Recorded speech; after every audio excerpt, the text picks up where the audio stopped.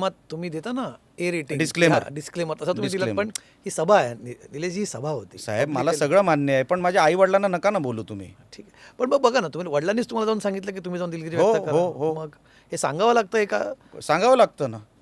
बघा, जसं मी तुम्हाला बोललो, माझ्या वडिलांवर किंवा तुमच्या आई वडिलांवर मी काय बोलायला गेलो तर तुम्हालाही आवडणार नाही. पण जर तुम्हाला कोणतरी बोललो की नाही तुम्ही जाऊन बोलून या, तर तुम्ही ऐकणार ना कोणाचं तरी. आयुष्यामध्ये कोणाचं तरी ऐकावं लागतं.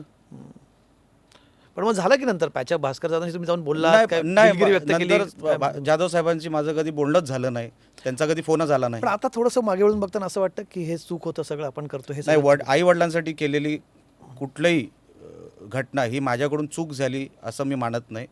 हां, कुठेतरी जास्त तोंडातून सुटून गेलं असेल किंवा निघालं असेल, पण ते जर माझ्या आईवडिलांवर काय बोलले नसते तर मीही बोललो नसतो. म्हणून रिग्रेट नाही आहे.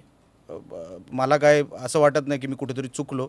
हो, पण त्यांनी मला माफ करावं अशी माझी इच्छा आज आहे. कारण का मला साहेबांनी सांगितलं की बघ, माझे आणि त्यांचे पूर्वीपासूनचे संबंध तुझ्यामुळे बिघडले, तर मी साहेबांचं नुकसान करू शकतो.